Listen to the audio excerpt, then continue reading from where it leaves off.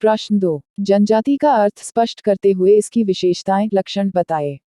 Clarifying the meaning of tribes, give its characteristics.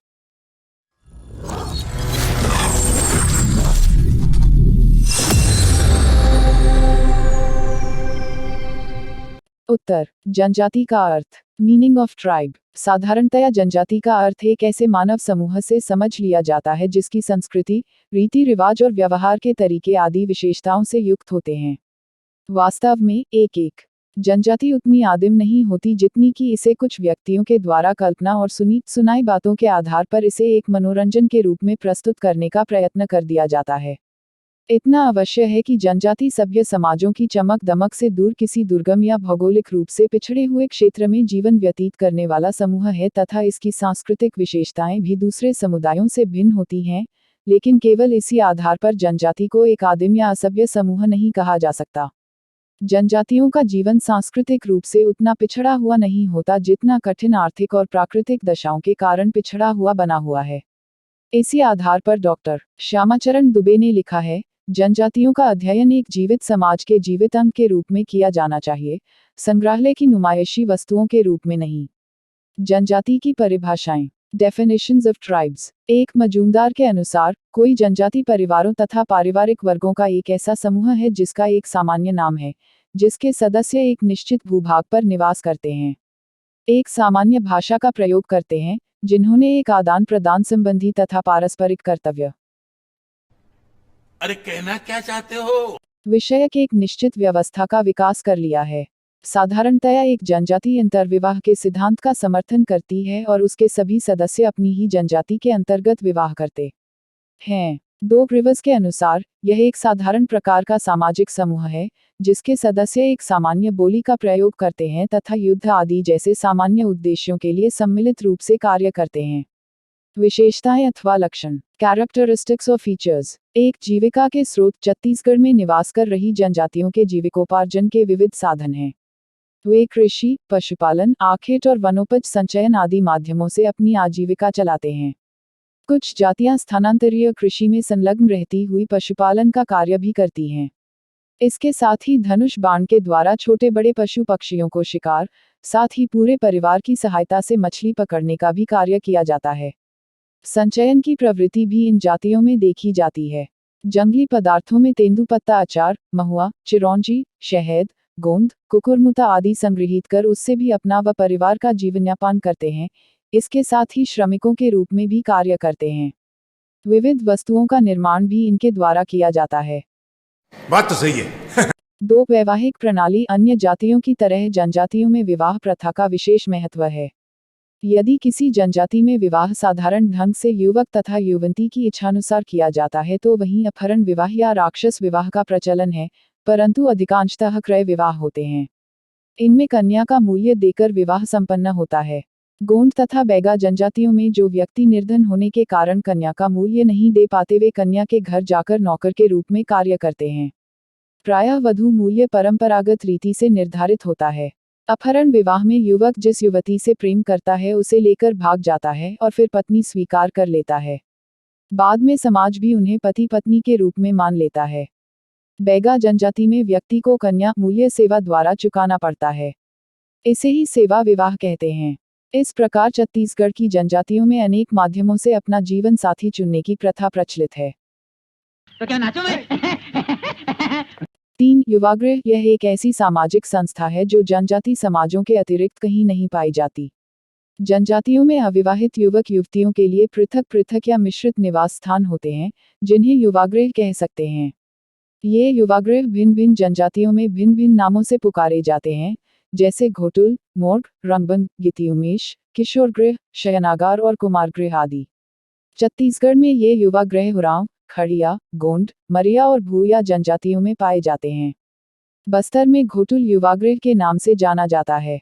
यह एक मकान होता है जो गांव से बाहर होता है। उसमें 15-16 वर्ष तक के युवक युवतियां रात्रि में इकट्ठा होते हैं और पूरी रात्रि यहीं रहते हैं। घोटुल में युवकों को चैनिक और युवतियों को मुनियारी नाम से पुकारा जाता है। युवक युवतियां सायंकाल घर के कार्यों से निवृत्त होकर श्रृंगार करके यहाँ पहुँचते हैं, फिर छोटे छोटे समूहों में विभक्त हो समूह गान एवं नृत्य करते हैं। विविध कार्यक्रम देर रात्रि तक चलते रहते हैं। ये वहीं सोते हैं और प्रायः अपने अपने घरों को चले जाते हैं। ये युवागृह जनजातीय सामाजिक संगठन की प्रमुख इकाई है। इससे जनजातीय युवा आमोद प्रमोद के साथ ही सामाजिक जीवन की शिक्षा ग्रहण करते हैं। यौन ज्ञान के साथ ही इन्हें यहाँ अनुशासन की भी शिक्षा मिलती है। 4 धार्मिक स्थिति धर्म किसी भी समाज की सबसे महत्वपूर्ण संस्था है। जनजातीय धार्मिकता के संदर्भ में मानववाद, जीववाद, प्रकृतिवाद, टोटमवाद, आत्मा की अमरता में विश्वास प्रमुख रूप से दृष्टिगोचर होते हैं। मानववाद एक अलौकिक तथा अप्राकृतिक शक्ति में विश्वास करते हैं जो मनुष्य से यही नहीं, अभी और सुनिए। परे हैं। मुंडा जनजाति इसका अनुकरण करती है। जीववाद को मानने वाले संथाल एवं उरांव जनजाति के लोग हैं। ये शक्तिशाली देवताओं के अतिरिक्त अन्य आत्माओं में विश्वास करते हैं। ये पूजा आदि से बलि भी देते हैं। जीववाद अनेक व्यक्तियों और वस्तुओं में एक रहस्यमय अज्ञात तथा अवैयक्तिक शक्ति को मानता है। प्रकृतिवाद को मानने वाले प्राकृतिक वस्तुओं की पूजा उपासना करते हैं। टोटमवाद टोटक प्रथाओं तथा विश्वासों पर वंश की उत्पत्ति के संबंध में तरह तरह की कल्पनाएं स्वीकारते हैं। कुछ जनजातियां आत्मा की अमरता स्वीकार करती हैं, इसलिए ये 2 बार दाह संस्कार की प्रथा का अनुसरण करते हैं।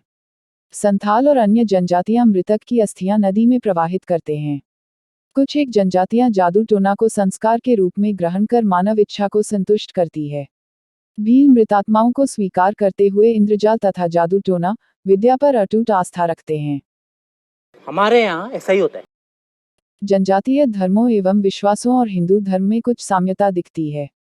इस प्रकार विविध जनजातियां अपनी अपनी परंपरानुसार धार्मिक मान्यताओं और विश्वासों का अनुकरण करती दृष्टिगोचर होती हैं। 5 भाषाई दृष्टिकोण से जनजातियों को 3 रूपों में देखा जा सकता है। द्रविड़ भाषा भाषी जनजातियां, इनमें गोंडी, उरांव और माल्टो भाषा के जन छत्तीसगढ़ में रहते हैं। इस भाषा समूह में अनेक अन्य भाषाएं भी प्रयुक्त होती हैं। ऑस्ट्रो एशियाटिक भाषा भाषी जनजातियां, इसमें अनेक जनजातियां आती हैं जो कि मध्य प्रदेश में निवास करती हैं, जिसमें कोल, मुंडा, संथाली, कोर्थ, खरिया, मीना, कामनी आदि हैं। चीनी तिब्बती भाषा भाषी जनजातियां, इसको बोलने वाले मध्य प्रदेश में नहीं पाए जाते। छत्तीसगढ़ में निवास करने वाली जनजातियां द्रविड़ भाषा एवं ऑस्ट्रो एशियाटिक भाषा के समूहों का ही प्रयोग करती हैं। इतने तेजस्वी लोग हैं हमारे पास। 6 सांस्कृतिक विशिष्टता सांस्कृतिक दृष्टि से प्रथम जनजातीय समुदाय में वे जनजातियां रखी गई हैं जो आज भी आदिम अवस्था में हैं। ये जातियां दुर्गम तथा घने जंगलों में रहती हैं तथा झूम खेती और शिकार करके अपना जीवन यापन करती हैं। बस्तर क्षेत्र में पहाड़ी मड़िया बोडो इसी श्रेणी में आती हैं। ये सभ्य समाज से दूर रहने में ही अपनी सुरक्षा का अनुभव करती हैं। द्वितीय अर्ध जनजातीय समुदाय में वे जनजातियां आती हैं जो जंगलों में रहती हैं, झूम खेती करके जीवन यापन करती हैं तथा सभ्य समाज में भयभीत नहीं होती। इनमें गरीब तथा अमीर होते हैं और ये खेती के लिए कुल्हाड़ी का प्रयोग बहुत कम करते हैं। तृतीय पर संस्कृति ग्रहण की हुई जनजातीय समुदाय की जनजातियां जिन्होंने आधुनिक सभ्यता तथा संस्कृति के संपर्क के बाद भी अपनी मौलिकता को सुरक्षित रखा है। ये लोग अन्य जातियों से अपना संबंध जोड़ते हैं। इनमें भील जाति प्रमुख है। ये स्वयं को प्रशासक वर्ग का मानते हैं। चतुर्थ पुनर्तः आत्मसात जनजातियां जो आधुनिक सभ्यता के संपर्क में पूरी तरह आ चुकी हैं। इनकी परंपराएं, प्रथाएं, कलाएं, विश्वास तथा सामाजिक संगठन के रूप भी बदल चुके हैं। समझ रहे हो? 7 साहित्यिक स्थिति जनजातियों का साहित्य सामान्यतया मौखिक साहित्य पीढ़ी दर पीढ़ी मौखिक ढंग से चलता रहता है। अशिक्षा के प्रभाव में होने के कारण ये जनजातियां अपने मौखिक साहित्य को लिपिबद्ध नहीं कर पाते हैं, किंतु आज आधुनिक सभ्यता के संसर्ग में आने के बावजूद भी इन्होंने अपने साहित्य को संग्रहित नहीं किया है, फिर भी इनके साहित्य के विविध रूप दृष्टिगोचर होते हैं। छत्तीसगढ़ की विविध जनजातियों में आख्यान एवं कल्पित कथाएं प्रचलित हैं जो इनकी उत्पत्ति एवं सृष्टि रचना के संबंध में भिन्न भिन्न धारणाएं प्रस्तुत करती हैं। इसी तरह लोककथाओं के माध्यम से जनजातीय विषय वस्तु की भिन्नता मिलती है। ये पौराणिक कथाएं देवी देवताओं, प्राकृतिक घटनाओं से संबद्ध हैं। जनजातीय लोककथाओं का उद्देश्य शिक्षाप्रद, मनोविनोद और सत्य के रहस्योद्घाटन से संबंधित है।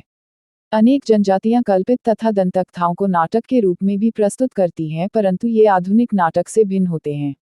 इसी तरह जनजातियों में कहावतें और पहेलियां मौखिक रूप से पीढ़ी दर पीढ़ी चली आ रही हैं। ये जनजातीय साहित्यिक धरोहर हैं।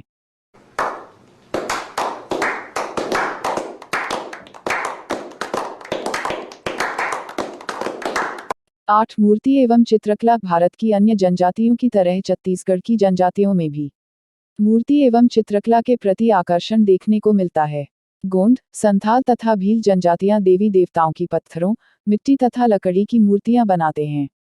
युवागृहों में मूर्तिकला के प्रमाण कहीं कहीं देखने को मिलते हैं। आज के लोग हाथी, घोड़ा, मानव मूर्तियां बनाकर देवताओं को अर्पित करते हैं। इनके द्वारा निर्मित मूर्तियां इनकी जीविका के स्रोत भी हैं। छत्तीसगढ़ की जनजातियों ने चित्रकला के माध्यम से अपनी ललित कला को काफी अभिव्यक्त किया है। दरवाजों, दीवारों, फर्श, बर्तन, वस्त्रों और आभूषण आदि को रंग बिरंगे चित्रों द्वारा सुशोभित किया है। मारिया जनजाति के लोगों के सिर का पहनावा चित्रकारी से सज्जित रहता है। ये इसके सींगों को विविध रंगों से रंगते हैं। सौंदर्य प्रसाधन के लिए आभूषणों में की गई चित्रकारी अपना विशिष्ट महत्व रखती हैं। 1.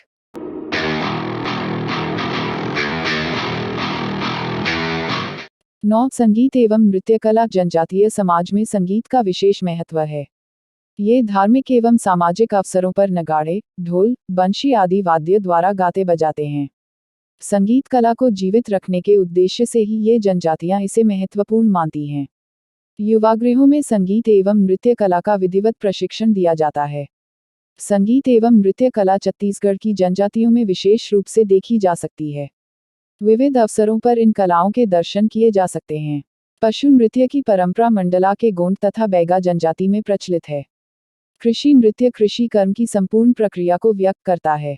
उरांव और मुंडा जनजातियां अपने कर्म नृत्य द्वारा कृषि कर्म को प्रस्तुत करती हैं।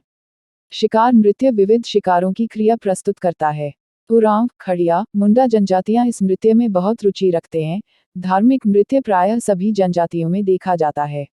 बोंदो और खोड़ जनजाति में यह नृत्य संस्कारगत आचरण के रूप में माना जाता है। विवाह नृत्य सभी जनजाति में विवाह के अवसर पर प्रस्तुत किया जाता है। संगीत एवं नृत्य की यह कला छत्तीसगढ़ जनजातियों में उनकी परंपरा को अभिव्यक्त करती है। क्या बात है सर, क्या बात है सर। 10 वर्तमान शैक्षिकी एवं सामाजिक स्थिति। छत्तीसगढ़ की जनजातियां शैक्षणिक दृष्टि से उन्नति को ओर अग्रसर हो रही हैं। अनेक जनजातियों में शैक्षणिक विकास तीव्र गति से देखने को मिला है। आधुनिक समाज के संसर्ग में आकर गोंड, उरांव, मुरिया, हलवा आदि अनेक जनजातियों का शैक्षणिक स्तर उन्नति कर रहा है, परंतु उसे व्यापक पैमाने पर विकसित करने की आवश्यकता है जिससे अधिक जनजातियां अशिक्षा के अंधकार से मुक्ति पा सकें। सामाजिक दृष्टि से छत्तीसगढ़ की जनजातियां अपने उत्थान के लिए संघर्षरत हैं। भारत सरकार ने 5 जनजातियों को अत्यंत पिछड़ा हुआ स्वीकार किया है।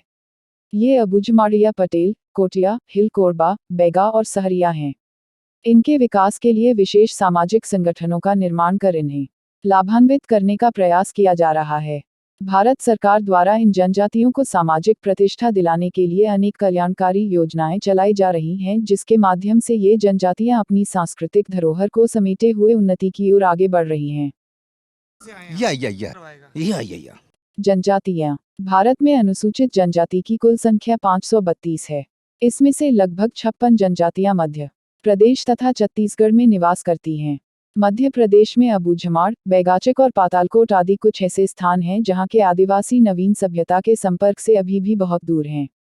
मध्य प्रदेश तथा छत्तीसगढ़ में शहडोल, सरगुजा, बिलासपुर, बस्तर, छिंदवाड़ा, धार और झाबुआ में जनजातियों की संख्या सर्वाधिक है। इनमें सबसे अधिक जनसंख्या गोंड, भील, बैगा और उरांव लोगों की है।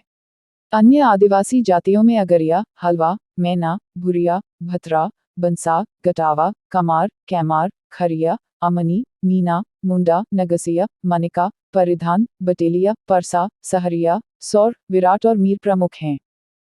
कौन है ये लोग? गोंड स्वयं को गोंड न कहकर कोमतोर कहते हैं। इनकी अनेक उपजातियां हैं परंतु सबके साथ कोमतोर शब्द लगा हुआ है। अबूझमाड़ी गोंडों का सबसे प्राचीन वर्ग है। बस्तर में पाए जाने वाले गोंड कोमतोर कहलाते हैं। ये लोग बस्तर जिले के भानुप्रतापपुर, बीजापुर, दंतवाड़ा, जगदलपुर, कांकेर, कोंडागांव और नारायणपुर एवं मंडला जिले की मंडला और रामगढ़ तहसीलों में निवास करते हैं। मध्य प्रदेश शासन ने 1981 में गोंडों को 51 समूहों में विभक्त किया है। इनके प्रमुख अगरिया, माड़िया, ओझा, परधान, खिरवार, मुड़िया, मुरिया, नागवंशी आदि हैं। अविभाजित मध्य प्रदेश में इनकी संख्या 15 लाख थी। इनका भोजन मोटा अनाज, मांस, जंगली कंदमूल, फल, मछली तथा अंडे हैं। सामान्यतः चावल और कुटकी का भोजन अधिक प्रचलित है। गोंड जीविकोपार्जन के लिए आखेट, स्थानांतरित कृषि, मुर्गी पालन, मिट्टी के बर्तन, मोटे कपड़े, मधु और लाख का संचयन करते हैं। भाई साहब कुछ ज्यादा नहीं हो गया ये? भील भील शब्द द्रविड़ भाषा के बील शब्द से बना है। इसका अर्थ कमान है। तीर कमान के व्यवहार में निपुण होने के कारण यह जनजाति भील कहलाई। मध्य प्रदेश में इनकी संख्या 12,29,930 है। भील शारीरिक रूप से सुगठित होते हैं। इनकी लंबाई 5 फुट से 5 फुट 6 इंच तक होती। झाबुआ में इनकी संख्या अधिकतम है। सामाजिक दृष्टि से भीलों के 3 संस्तर होते हैं, पटलिया, साधारण और नायक। ये मुख्यतः मांसाहारी होते हैं। इनका प्रमुख खाद्यान्न मक्का तथा अन्य मोटे अनाज है। ये मदिरा प्रेमी भी होते हैं। जीविकोपार्जन के लिए कृषि, मछली पकड़ना, मुर्गी पालन, लकड़ी काटना, शिकार करना प्रमुख कार्य हैं। अबे साले मेरा माफ करना, गुस्से में इधर उधर निकल जाता हूँ। बैगा बैगा आदिवासी मध्य प्रदेश में मंडला, बालाघाट और छत्तीसगढ़ के बिलासपुर जिले में पाए जाते हैं। बैगा शब्द अनेकार्थी हैं। यह एक जाति विशेष का सूचक है। अधिकांश मध्य प्रदेश तथा छत्तीसगढ़ में गुनिया और ओझा का पर्याय है। बैगाओं में बिंझवार बड़े जमींदार होते हैं। मंडला में बैगाओं का एक छोटा समूह भारिया कहलाता है। बैगा आदिवासी की मुख्य 7 शाखाएं हैं: बिंझवार, भारोटिया, नारोटिया, रायमैना, कटमैना, कोरमान और गोंडमैना। जीविकोपार्जन के लिए कृषि, आखेट, मछली मारना, बांस काटना, ओझा का कार्य करना, मजदूरी करना, शहद एकत्र करना प्रमुख कार्य हैं। उरांव छोटा नागपुर के प्रमुख आदिवासियों में से एक है। ये रायगढ़ जिले की धर्मजयगढ़, घरघोड़ा, जशपुर नगर, खरसिया एवं सरगुजा जिले की अंबिकापुर, बैकुंठपुर, भरतपुर, जनकपुर, मनेन्द्रगढ़, पाल, सुखरी, सीतापुर तहसीलों में निवास करते हैं। मध्य प्रदेश तथा छत्तीसगढ़ में इनकी जनसंख्या लगभग 3,50,000 आंकी गई है। यहाँ इन्हें धानग या धानग उरांव कहा जाता है। इनकी आजीविका का प्रमुख साधन कृषि श्रम है। इनका राष्ट्रीय नृत्य जल है। 1 ये चुप है। कैसा लगा मेरा मजाक?